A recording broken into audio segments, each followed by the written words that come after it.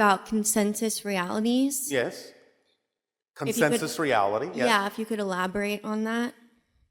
Well, again, the idea is that you have all agreed to play by certain rules of a particular game. That's the consensus reality level. So the analogy would be like saying, I want to belong to a chess club. Therefore, I'm going to go join a chess club. I will play by the rules of chess, because otherwise, what's the point of belonging to a chess club? I'm not going to play checkers because that's a different club. So the consensus reality is that this is a chess club and you play by the rules of chess. Now, there's a lot of flexibility in that. You can play with different kinds of pieces. You can play on different kinds of boards. You can play with different kinds of strategies and understandings of the game. But if you're not playing by the general rules, you're not playing chess and you're not part of the consensus reality of the club. So all of you who are on Earth have agreed that you will play by the general rules of Earth, by the general idea of physical reality. But now, at this timing, because it's a transformational age, there's a little bit more leeway. You're sort of relaxing and inventing and expanding some new rules, and still agreeing that even though some may not play by those rules, it's still within the overall acceptance that it belongs to the consensus reality. There's a little bit more leeway for individuals to play by their own rules while still sort of obeying, shall we say, the generalized rules of the reality.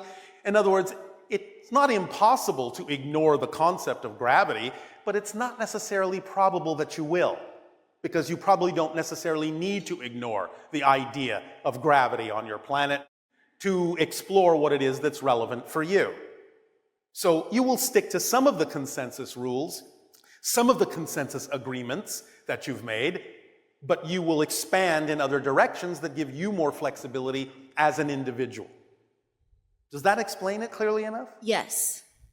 That's my only question. I love you. Our unconditional love to you. Thank you.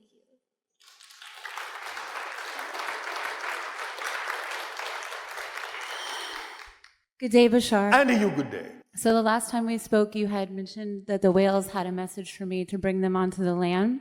And you had said that a 3D sculpture with maybe adding another fourth dimension. Yes, bringing the whale energy onto the land with 3D sculptures placed around in your society. Okay, and you had added that even fourth dimension would be even more valuable. Can you get more clear on that? Well, a dimension of time. In other words, let's say, for example, you have a sculpture of a whale below the waterline. Okay. And a whale in the next one getting closer to the waterline, and the next one breaching the waterline, and the next one flying through the air, and the next sculpture going back through the waterline, and the final one being back under the waterline. That's a sculpture in time, in the fourth dimension, because you're following an actual path with the sculpture. It's leading you through a temporal experience. Yes? I love it. That's exactly what But the sculpture exists all at once. Yeah. Yes? So it is timeless, but expresses the concept of time. That's great. I just needed to clarify that. Thank you. Yes. And then when we went to Baja, so you said to follow the excitement and the synchronicity of the Vaquita. And so when we went to the place that I felt inspired to go, there was a beautiful situation where there was some fish that were trapped into an actual trap.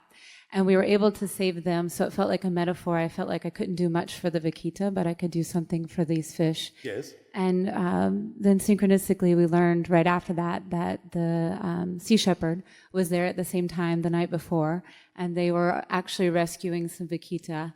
So that synchronicity continued to play out. Thank you for your synchronicity creation. Thank you. So the idea of synchronicity, though, you mentioned about negative synchronicity. Can you expand more on that? Expand on negative synchronicity. Well, yes, of course. As you buy into negative beliefs, the synchronicity is going to reinforce and reinforce and reinforce your choice to only see things in negative ways. And so it will create a momentum that you would consider to be a downward spiral. Just as positive synchronicity will take its cue from positive definitions that you apply to any given situation and create an expanding upward spiral. Okay, and so the negative synchronicity, it's almost like a limiting belief where it will, you said if it wouldn't we wouldn't see them or we wouldn't follow them, I think is what you said the last time. Can you? Yes. Is that In other words, the negative synchronicity will actually limit your ability to even perceive synchronicity. You will just mostly call it bad luck. Yeah. But it's negative synchronicity. And Yes? so, okay. And so even with our limiting beliefs, if there's something that we want to experience, but we have a belief that it's not possible until we see it, can you talk about that? Well, anything is possible, but the real question is it relevant or probable to happen in your life? Right, for that person, right? So if they have a desire, it doesn't necessarily mean that it's going to happen for them. If it's, No, it doesn't. Okay. That's why the third part of the formula is so crucial. No insistence, no assumption. You see, when you wrap your mind around the fact that insisting on a particular outcome, assuming a particular outcome is actually limiting what might happen, you'll finally stop insisting. Right now, many humans on your planet think that insisting on a particular outcome means that's the best thing that could happen. How do you know? You don't. So without the insistence, there's no resistance to what could happen that might be many times greater than you were actually even capable of imagining. So don't limit yourself in a negative way by assuming that you know what the best outcome is. Your physical mind has no idea what the best outcome for you would be, but your higher mind does. I love you, Bashar. We love you as well. Thank you. So continuing on with the synchronicity of the whales. So when we were in the water with the gray whales, I got the clarity that they wanted to hear this specific song. So I had a speaker and I played the song and it attracted, we had 8 whales around us, all the babies. And they kept saying, play it again, play it again. And I felt like there was this communication going on between them, amongst themselves. Of course. Can you share anything? No, not at this time. All right. And nothing about that song in particular? It was Amazing Grace. Not at this time. All right. Just understand that you all exist with amazing grace if you would simply allow yourselves to go with the flow. Remember this little rhyme, to allow yourself to experience more of your own amazing grace. Thank you. Go with the flow. The current knows where you need to go. Yes? This should be another t-shirt. Then flow with grace. And also, if you would, you can flow back to your seat. Thank you, Bashar. I love you. Thank you.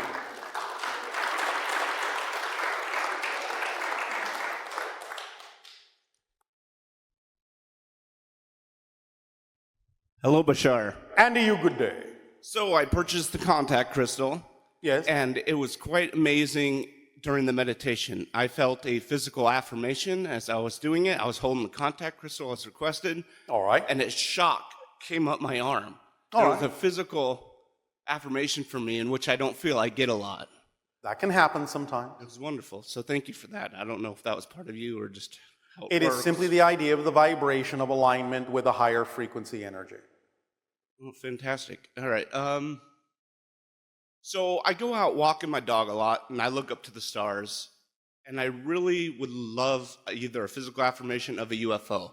I've been fascinated with them my whole life, and I don't know if it's relevant for me to see it, but I don't know why it has to be relevant, why curiosity can't be part of that. Meaning, It doesn't mean you can't have curiosity, but that may not necessarily be the driving factor. Relevance is the driving factor. Timing is a driving factor. Synchronicity, a driving factor in that sense. But here's another driving factor. Is there somewhere on your planet you would rather be than where you are? no, Where are you on your planet, locationally? Denver, Colorado. All right. And what is it about that area that you find attractive? I grew up there, so I just ipso facto live there. I haven't moved around. There's nowhere else that you feel that you would like to at least even visit? That you're attracted to visit? I'm not saying you have to move permanently. I'm only asking if you're attracted to some other location that you haven't gone to. Has there ever been a dream to go somewhere else? No, I travel frequently, a decent amount of times, but I don't For like what to purpose? live. For what purpose? Personal vacation. And where have you gone? Hawaii. Why did you go there? I love the tropical feel of Hawaii. So you were attracted to another location. Yes? Sure. I could say that all around Is this the a planet. challenging concept? To be attracted to a different location? Yes. Obviously, you have It been is. attracted to other locations. Yes? Yes. All right. So, are there any other locations that you've been attracted to? That you've gone to? Yes, Sedona. I want to go there real bad. You want to go there what? Really bad. Really bad. Oh, you mean it's a strong attraction? There is a strong attraction there, yes. Like pulling teeth. All right, wonderful. Therefore, without expectation, without insistence, without assumption, you need to follow the flow of where you're attracted to go. Yes? Yes, yes. Right. Wonderful. One last thing. Yes. There was a transmission, I don't remember which one particularly, you said with a 98% probability between the years of 2015 and 2017 that we would know for a fact that life exists else on the planet, whether it's microbial or extraterrestrial. I don't... Yes, but that's was there a big event that extended happened? because of recent events to 2019. Ooh, okay, great. Many things got a little bit pushed back when certain social political events happened in your reality. Okay, so 2019, I don't want to say expect. No, Could, but it's highly likely. It's just that some of the programs that would have allowed you to make that discovery were delayed for a variety of reasons on your planet, again, socially, politically, economically, so on and so forth. So because you made those changes, it changed the window a little bit, but it's only extended as far as 2019 or so. wonderful. All right. Thank you, Bashar. That's all I have. Shavai. Shivai.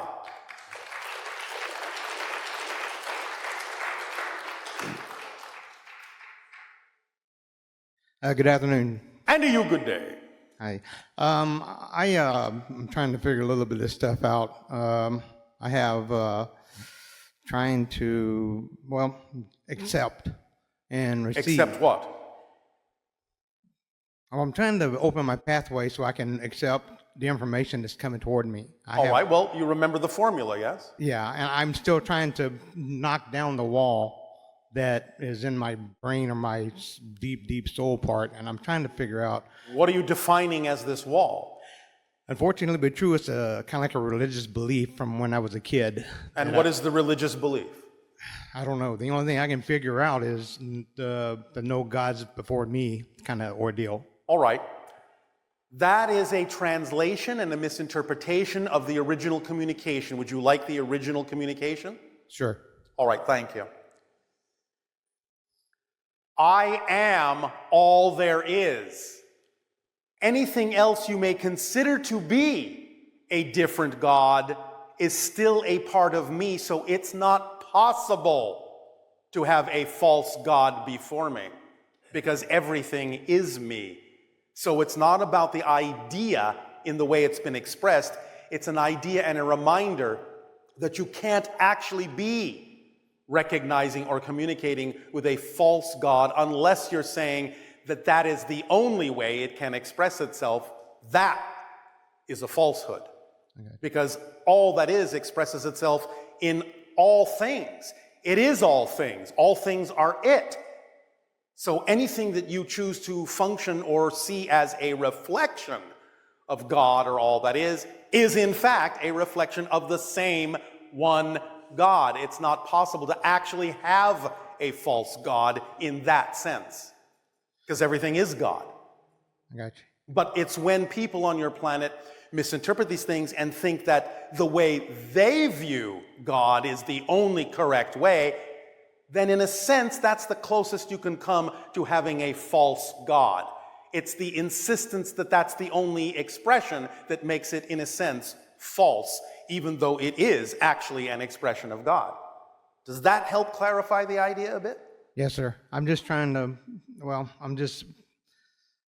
Yes? I'm wanting to make sure that, what do you call that?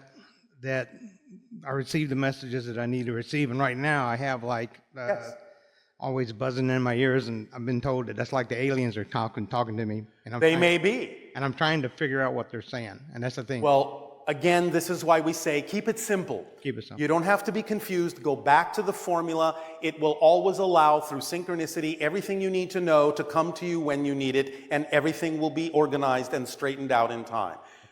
Don't get overcomplicated by overthinking it. That's the confusing thing. Just go with the flow, act on your passion to the best you can, with no insistence on what the outcome should be, because you don't really know what's best.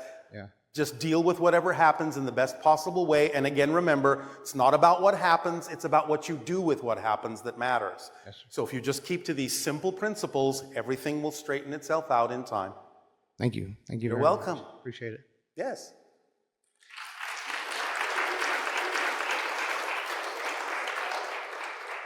Remember, even though creation is richly complex, it is fundamentally simple. Keep it simple. One thing at a time. Remember that you are all infinite, eternal beings. What's your hurry? What's your rush? Hello, Bashar. And you good day. I'd like to ask you if you can sing a song for us. Not at this time.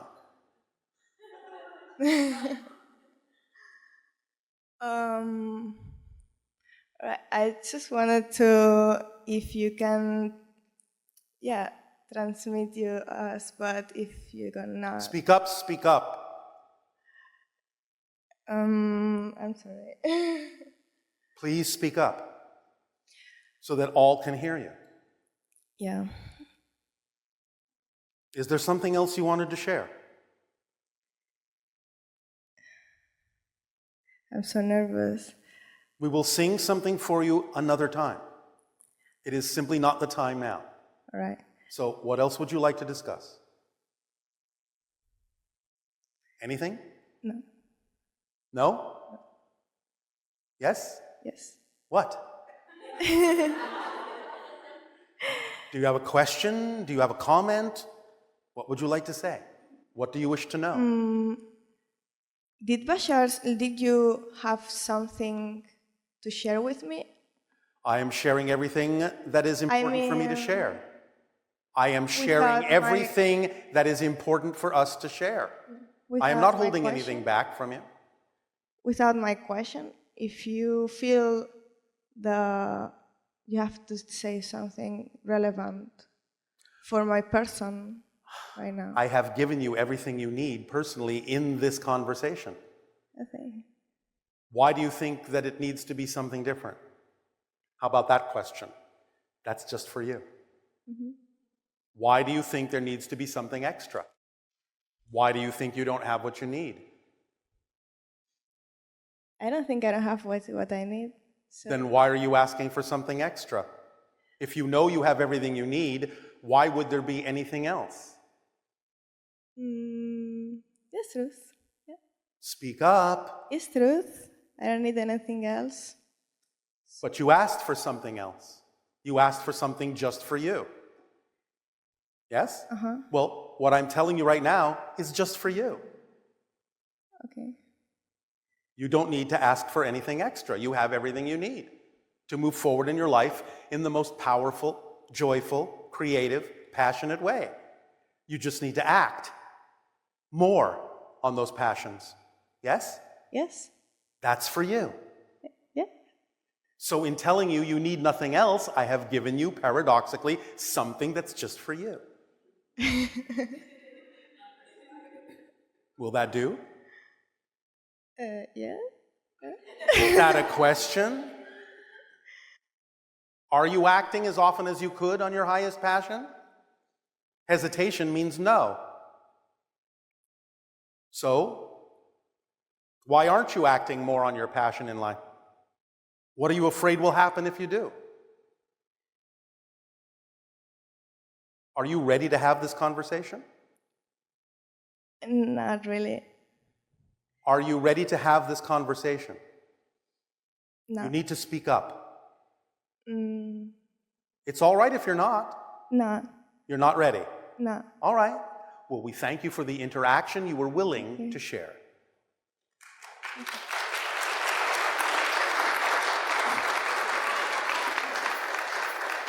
We'll make you a deal. Even though we said we will sing at another time, we will sing to you in your dreams.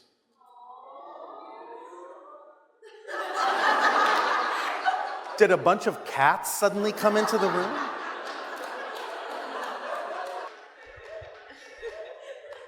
Nania? Yes, hello.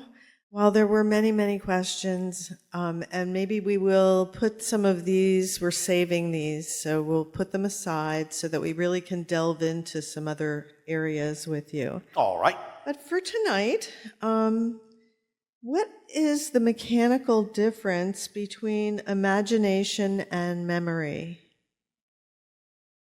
The mechanical difference is that imagination is a conduit to the higher mind, a conduit of communication, through which different kinds of probabilities can be downloaded, and you can, through the idea of your own vibration, your own attraction, your own passion, decide which are relevant for you at that moment, but it expands the probabilities, it expands the choices, and acts as literally the conduit of communication from the higher mind to let you know what might be relevant, what might be possible and probable for you in life to be more of yourself.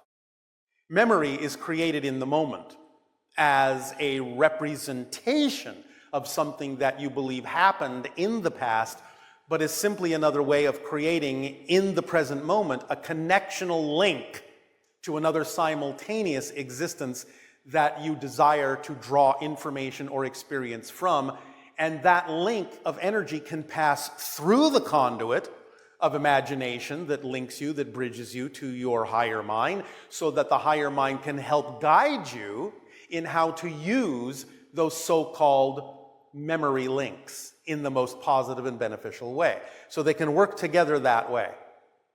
Does that make sense? Yes, so if the higher mind, one of the ways to connect with it is through your imagination.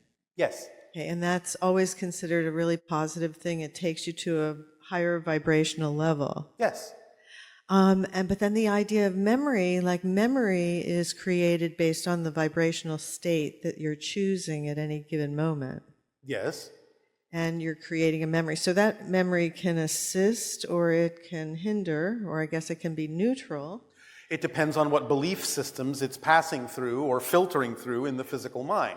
But nevertheless, the imagination, the communication from the higher mind, can allow you to use whatever memory connections you're making in the present in the most positive way if you use your imagination with those memories. How you can learn something from them, how you can grow from them, how you can advance from there, how you can build upon it in your imagination from something you believe you have learned from, something you are relating to as something in your storehouse, something in your treasure chest, some experience you already have had, so to speak, even though you're creating it in the moment. Yeah, it's really interesting to hear about the tools that are available to us to really enhance our memory and our imagination in a positive way. Yes. Again, the idea of memory is created in the present, and it's sort of analogous to the idea of, say, taking a photograph on your planet. All right, you say, well, I took this photograph of something that happened a long time ago.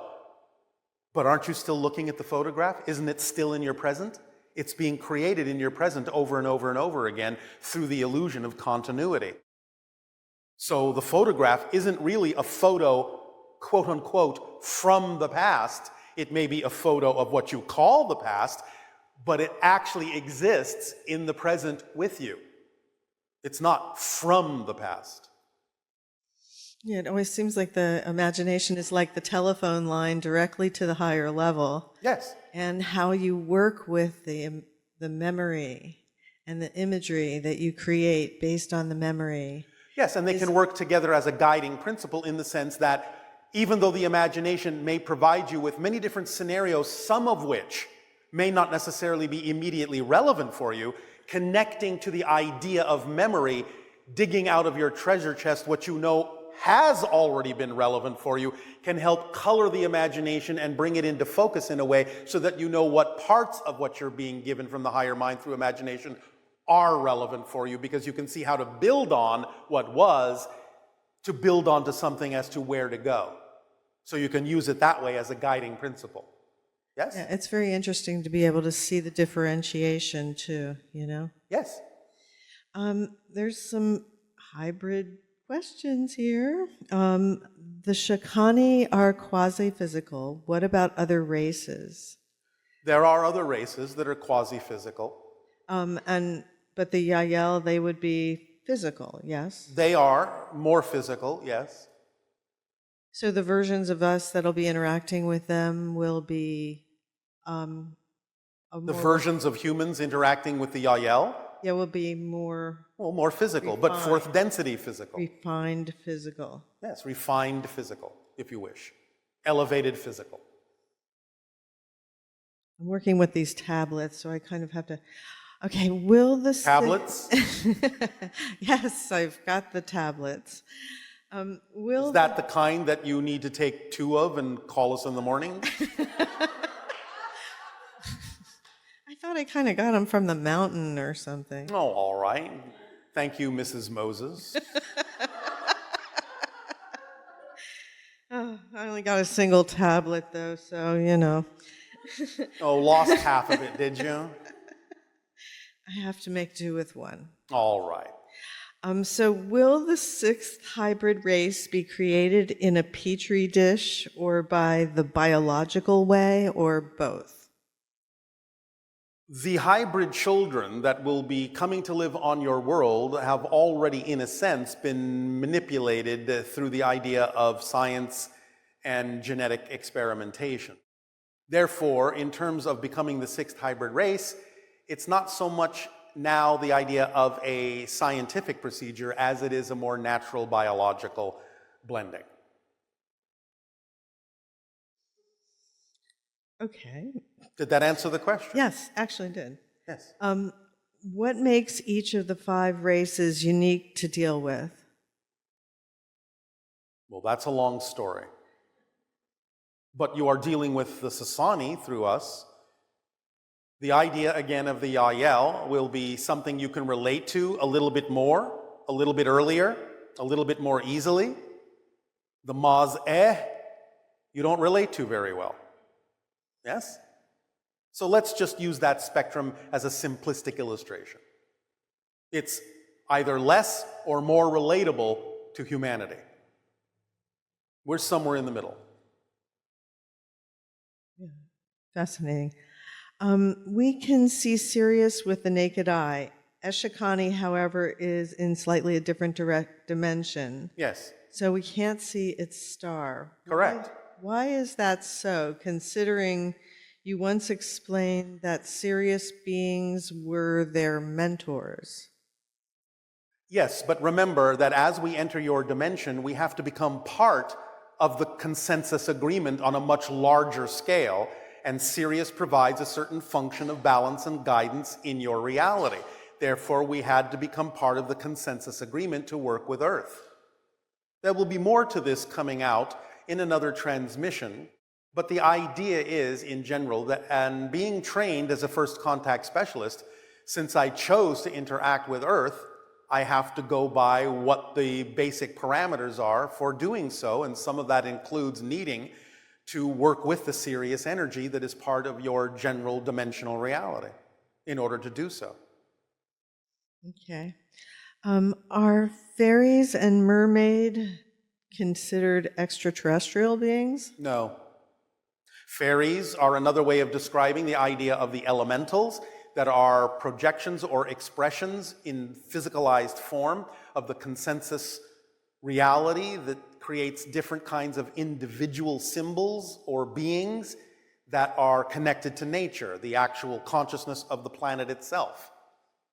The idea of mermaids is more the idea of transformation and genetic alteration that occurred in the past, primarily in Atlantean times, that created certain kinds of beings, some of which survived to some degree into something close to your present history, but don't really exist exactly in the same way. Now, don't get this confused with the fact that certain elementals can present themselves in mermaid form, but that doesn't mean that they're the original genetic mermaids that were created in Atlantean times.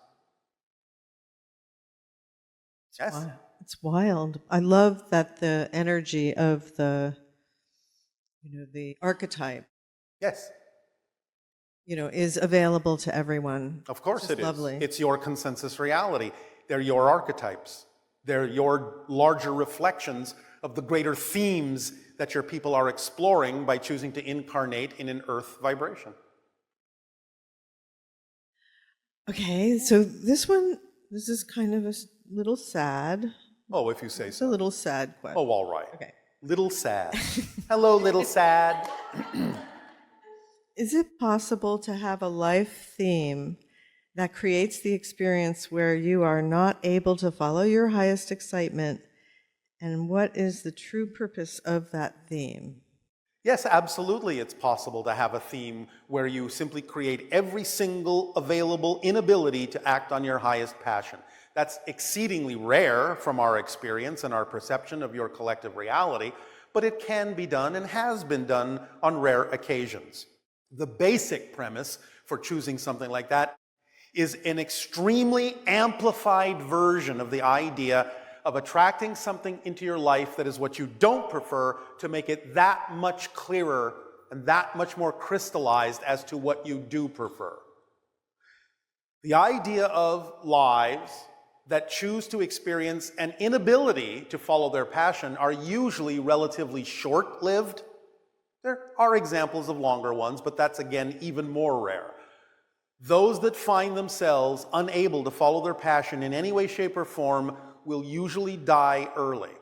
That doesn't mean that's the only reason why people die early, but that's usually the result on most occasions. So they will simply have stuck their toe temporarily into reality to experience the greatest form of limitation that they can, and then they will extract themselves relatively quickly so they can move on, having learned the lesson of what it's like to experience very deep, deep negative limitation. Again, this is another variation of a spirit experiencing the rubber band analogy.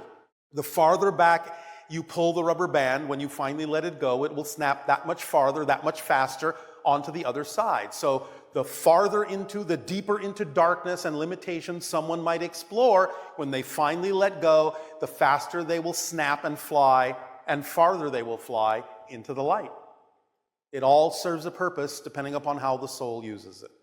And again, you kind of have to take it on a case-by-case basis, because there can be other reasons for a soul choosing that experience. It might sometimes have more to do with the people that experience them in their lives rather than the person having the experience. It might be teaching them lessons too.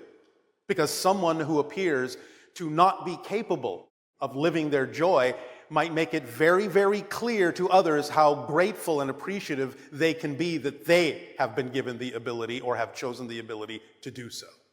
So you really have to understand what's going on in each specific situation with the energy dynamics of why that was chosen. Yes? Yes, and in this day and age, isn't it also possible that the person could awaken and change their theme? Well, yes, of course. In this day and age, in this transformational age on your planet, yes, they can experience the great limitation, as I said, and then let go and snap into the light without dying. So yes, of course.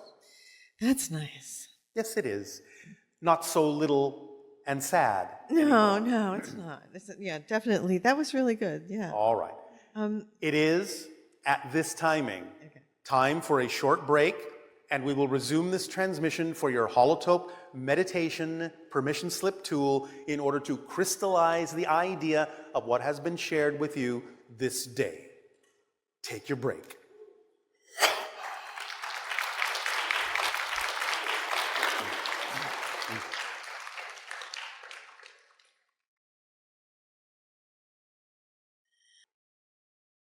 Hi, Bashar. And you, good day. Fine, thank you. I saw the UFO in Japan 30 years ago. Yes. Really, front of my eyes. Yes? Then I have a basic, simple question. Why they are visiting us? Different civilizations are visiting your world for a variety of different reasons. You have to take it on a case-by-case basis. Some of them are simply observing, understanding what you're going through in your transformation, which may be of interest to them. Others may have other agendas. We can't answer for all of them. Let's see. But what did it do for you?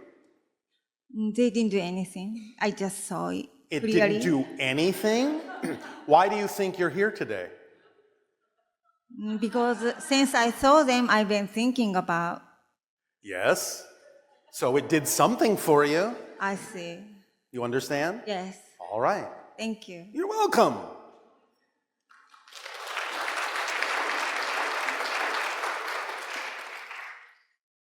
Hi, Bashar. And you good day. I love you so much.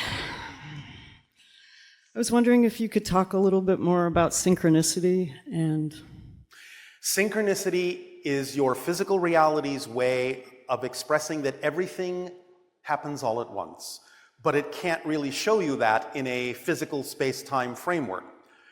It is a representation that it is important for you to begin to see into whole systems instead of focusing too much on the parts. It's a way of understanding how everything is connected, how everything is a different expression, a different reflection of one basic thing, all that is, existence itself. It's a way of allowing you to know when you experience synchronicity that you're in the proper state to be in full alignment with yourself. It's your road marker that tells you you are squarely on the path that you are. It is, again, the organizing principle of life that brings you, through the presentation of what excites you the most, the things you need to do in the order in which it's important for you to do them. And whatever you don't have time to do at the end of the day when you are excited about being tired, didn't need to be done that day. It's that much of an organizing principle. Everything falls into place. That's why our civilization functions on what we call pure synchronism. Everyone is exactly where they need to be, when they need to be there, interacting with exactly whom they need to interact with, when they need to interact with them, getting exactly what they need from them, and giving them exactly what they need in perfect timing. Pure synchronism. It's the organizing principle. Does this help? Yes. So when synchronicities show up in our lives that are fun, what else should we make of them? Like, for instance... As I said, it is showing you that you are now in the proper state from which to do any action in your life. That's the state you want to stay in. That's the state you come from. Anytime, here's the secret, again, anytime you can remember what it felt like to be in a specific state, you have to actually already be in that state in order to remember having been in that state. That's the trick, because you cannot experience what you're not the vibration of first. So the trick, the way you trick yourself into it, is think back to a time when you enjoyed a particular state of being. You actually had to be in that state to have the memory of being in that state before. So that's how you sort of bootstrap yourself into the state. Now, the important thing to remember is it may not always feel identical, because you are not the same person that you were then when you experienced that state before. But that doesn't mean you're not in the proper state when you experience that idea of synchronicity. That's the state. Come from that state. That's more your natural self. That's more your true vibration, your signature frequency. You're in alignment at that point. Just choose that state for yourself in all the ways that it can manifest, and take your actions on your passion knowing you're in that state. And get to the point, perhaps, as a suggestion, where there is simply no other choice for you that makes as much sense, that feels as much like you. There is no other choice. That's the easiest way. There's no other choice that you prefer. It's the easiest way not to think about, how do I maintain that state? You don't. You just get to the point where you realize nothing else makes sense for you. And then it's automatic.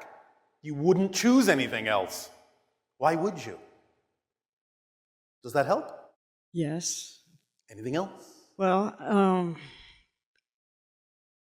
Do you find this challenging? no. Well, I was wondering, though, just a minute ago you said the name Morning Star, and I was given that name many years ago by a Native American tribe. Yes. They nicknamed me Morning Star. Then you obviously know that that vibration can serve as a link for you. Wow. To propel yourself forward. Could you talk more about Morning Star that was talking earlier? Not at this time. Okay. But soon. was also wondering, I was listening to an old tape of yours talking about how you crystallize your higher selves into being your ships, your Yes. UFOs. Yes. Can we do that too? You do not have the technology now to do that. You don't have the understanding in general to do that. You can, potentially. We can potentially, though. Yes, of course. Anyone can, as long as you understand how it works. We were talking just recently about the geometrical shapes that I saw, the Merkaba, you gave it the name. Yes. I looked that up and I saw that humans in the past were using it as a chariot of ascension. Well, again, that's just a poetic way of saying that by understanding that it represents the bridge and the link between the higher and the lower, as above, so below, that you raise your frequency with that understanding by staying in that middle ground balanced state. So it's a chariot of ascension. Can we use it to open dimensional doorways? Gosh, I don't know, can you? Is that not just another permission slip that fits into the formula that, what? All tools, techniques, rituals, objects are permission slips. Yes. Do you think that we've left anything out? No. So use it however it works for you. Yes? Yes. Remember, again, when you're attracted to something, the reason you're attracted is because at that moment, with your belief system, it'll work for you as a permission slip to help you circumvent your present belief system. Yes. So use what you're attracted to. When it changes, use what you're attracted to. When that changes, use what you're attracted to, etc., etc., etc. Yes. Is this helping? It is, very much. I'm also really excited about the planet chakras. Could you talk more about them? About chakras? Are there places on our planet that have yes. energy that the vortices, mirror? The major vortices are sort of similar to the idea of the chakras of the body, such as Shasta and such as Haleakala and Fuji and Kilimanjaro and a lot of areas in Asia and Australia and so on and so forth. And we can use them as tools and permission slips to help us, yes, mirror that chakra. Yeah. Thank you. You also mentioned recently that in the future you might talk more about Aldebaran. I was wondering if now is a time that you might elaborate. I will allow you to continue to wonder if now is the time, because it's not. Okay, thank you so much, Bashar. I love you. Thank you.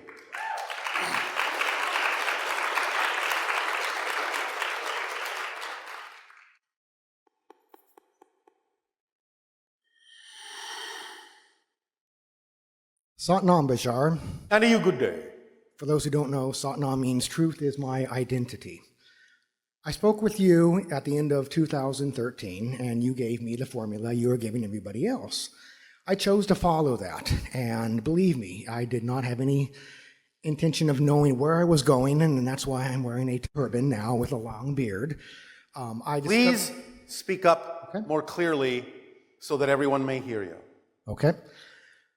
When I followed your advice, it led me to a place I did not expect to be. I found an ancient technology called Kundalini Yoga, the yoga of awareness.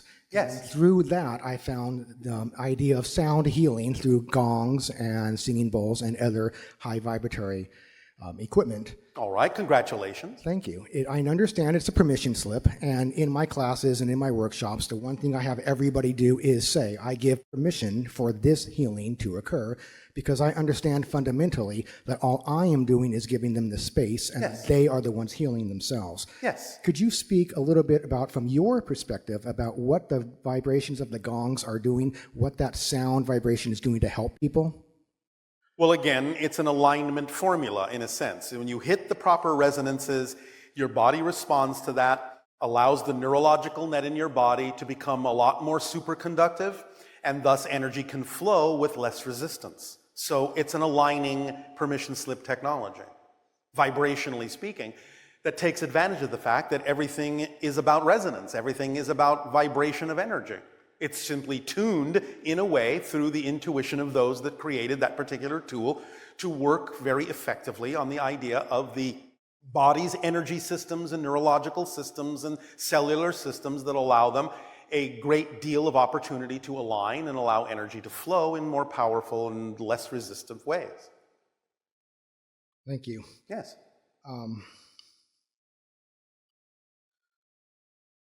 While following my excitement, how should I put this? I was invited to visit a friend in Fairfield, Iowa, where they do a lot of transcendental meditation. I brought my contact crystal with me, and it felt the need to leave it behind. Is that because it needs to be in that particular location, or for that particular person to have? It's more about the person. Now, the location can be an enhancer, but the location is only because the person gravitated to it, because it's more in their resonance field. Yes? Yes. So it will amplify accordingly because the person believes that they are also amplifying accordingly by being in that location. I see. Okay, thank you. You're welcome. My next question regards, while exploring the safe space and trying to release some of my biggest fears and at least explore them a bit more, I ended up hurting the person with my words, and that really affected me deeply. I'm still a little bit in shock. It happened somewhat recently. All right.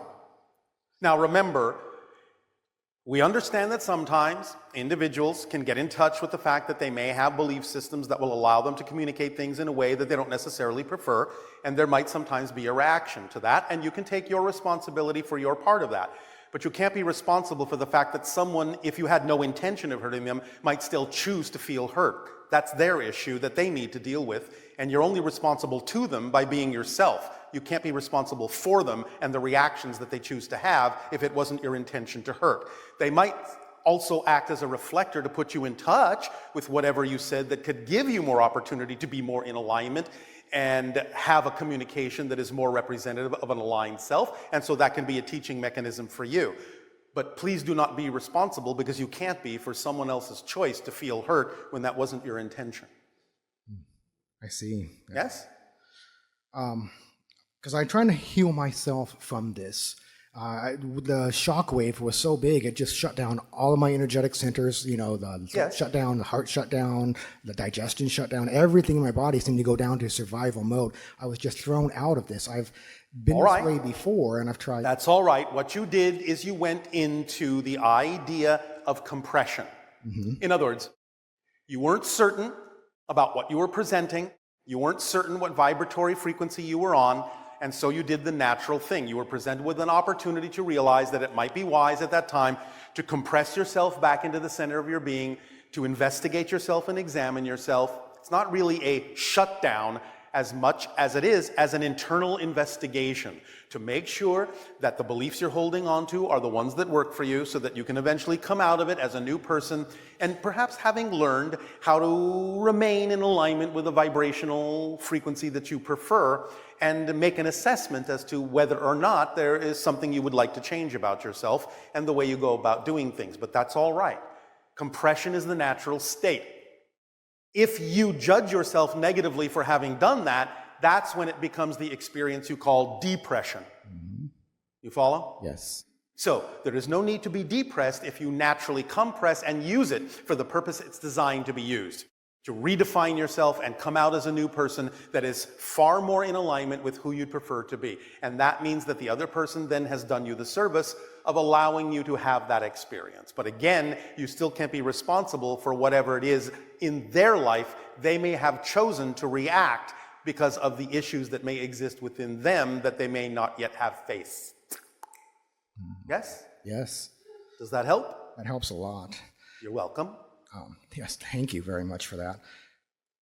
When I was talking with you the last time, a few years ago, and again now, when I reviewed the message later on the DVD, I felt a different experience, as though while I was talking to you, more was happening behind the scenes, more healing, more DNA healing. Something was going on during the physical now moment, exactly right now. Could you explain more about what's happening there? Well, again, In these conversations and communications, and you all do this too, whether you're aware of it or not, you're always tapping into many different things. You have many different sources of information and communication coming to you to help you. You never really have to ask for more than you're already being given. You just have to pay more attention to what's already there. And so as you expand your consciousness, you may simply, as a natural side effect, as a natural symptom of the expansion, become more aware that there are many different kinds of communications participating in what sometimes might seem like a single communication that almost never is. Wow. Yes? It's beautiful. Thank you. You're welcome. That will do. Okay. Thank you very much. Satnam, and I love you unconditionally. You as well.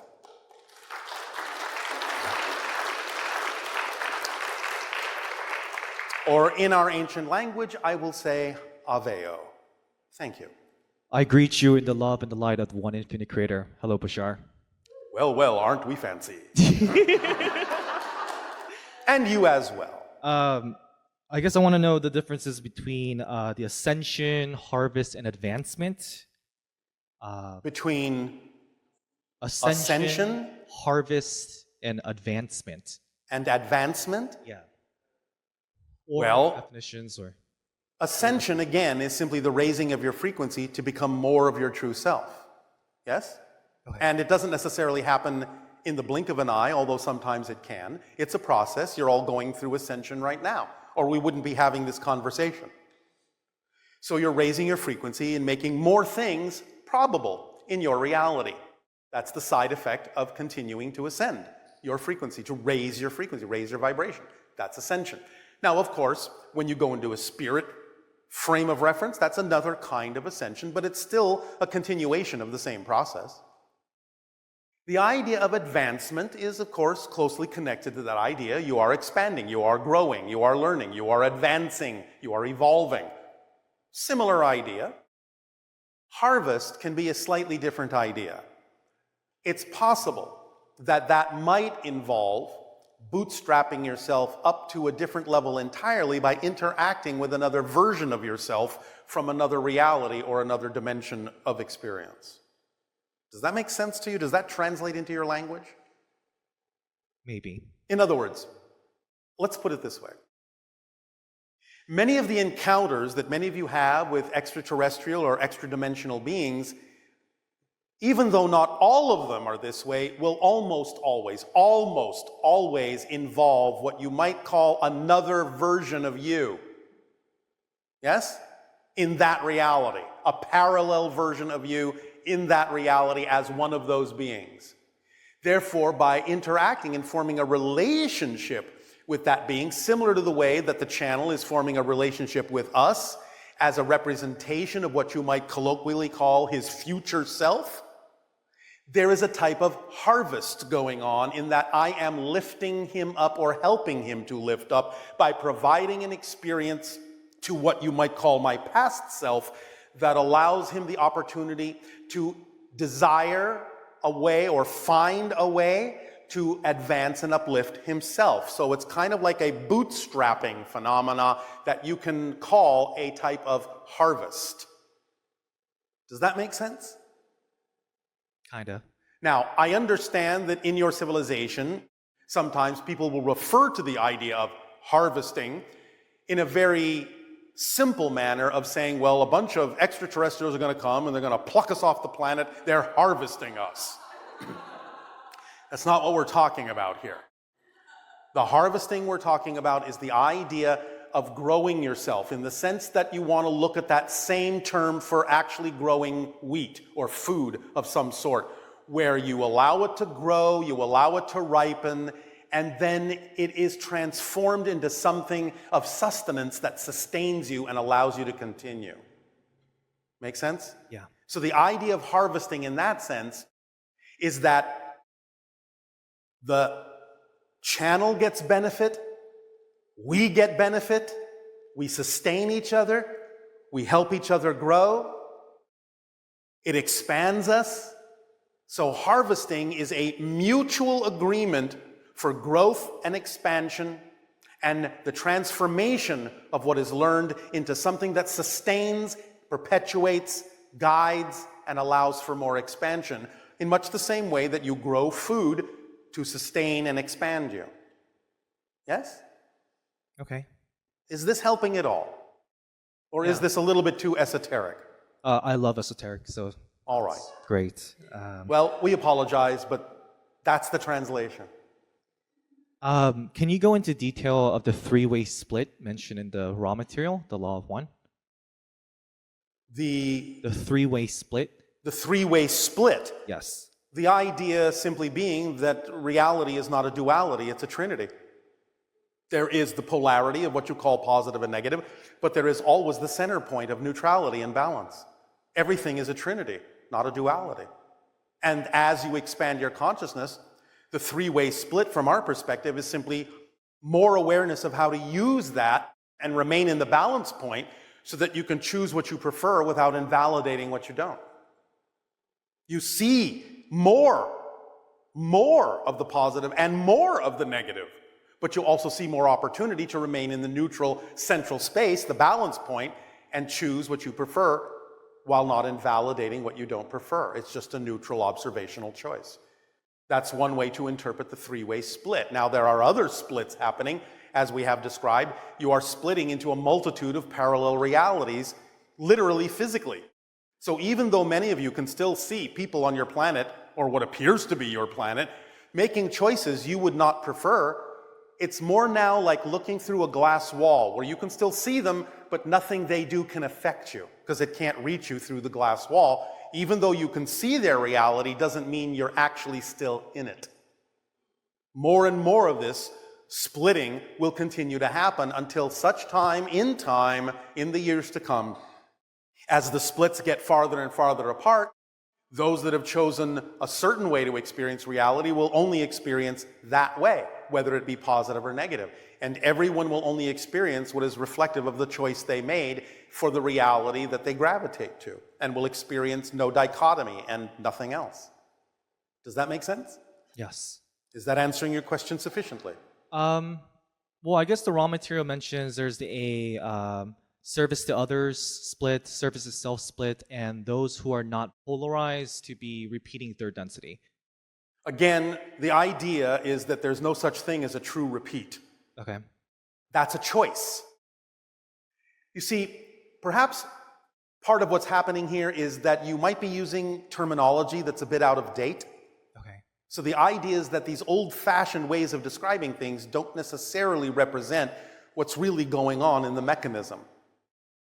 So the concept of service to self, service to others, is understood in a couple of ways. If you want to talk about that as a split, that's fine, but it's really just a perspective.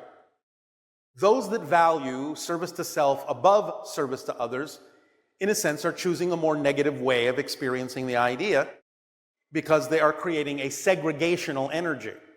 Those that value the idea of service to others will understand the same idea from a more positive direction because they look at it as a whole system and already realize that service to others is service to self, because you can't be left out of a whole system.